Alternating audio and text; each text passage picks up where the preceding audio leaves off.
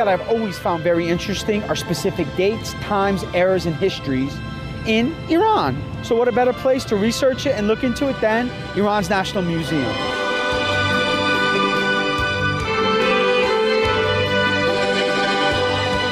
وقتی صحبت می‌کنیم از ایران باستان، منظورمون کهن‌ترین زمانی هست که انسان در فلات ایران ساکن شده و آثاری رو از خودش به جای گذاشته.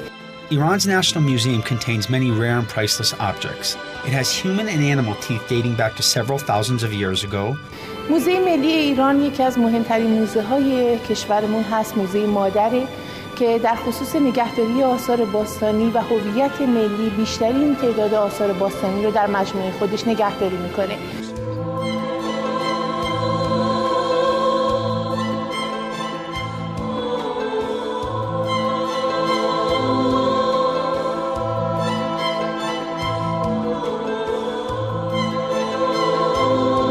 Persian antiquities that include pottery vessels, metal objects, textiles, books, and coins.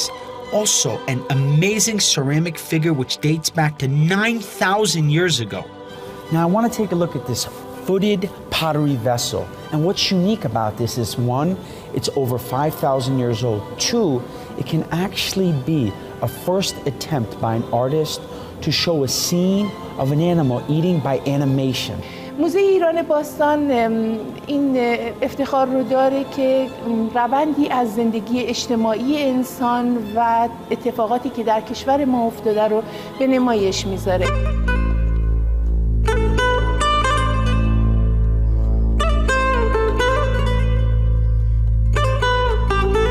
Now, the first section of the museum that we'll look at is all types of different vessels, from stone to pottery, even clay.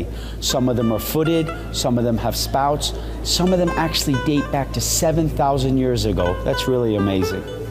This is jaw-dropping. I want you to actually picture yourself 2,500 years ago.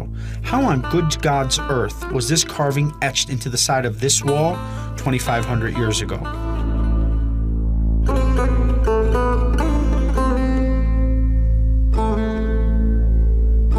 Now, what I really like so far is that we see many different types of beautiful displays.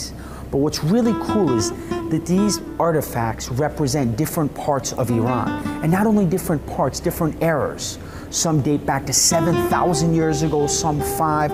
It's really amazing. The museum is filled with so many different artifacts ranging from necklaces to ceramic containers, bracelets, and amazing carvings. Now, this section of the museum is dedicated to objects made of bronze. Bronze is an alloy of tin and copper mixed, one of the oldest alloys known to mankind.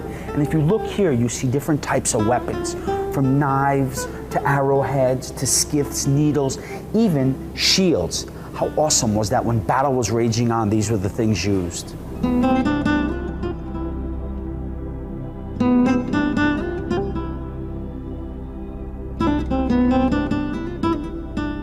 The museum draws tourists from all over the world. I ran into some Orientals, then some people from Europe, even a wonderful couple from Turkey. I'm from Poland. I'm a student from Istanbul.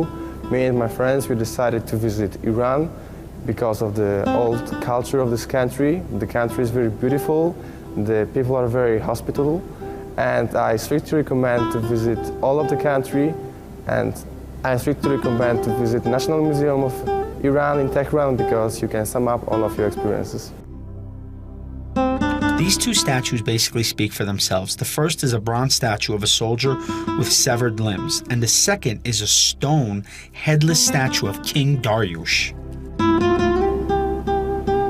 You know, this guy's called the Salt Man, and that's a very interesting name. And the reason he gets this name, the Salt Man, is because his body was discovered in 1993 by miners working in a salt mine.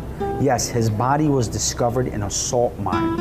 After research was done, it was even more of a fascinating discovery that 1,700 years ago, from a very hard blow on his head, he was killed in a salt mine. Henceforth, the name, the Salt Man.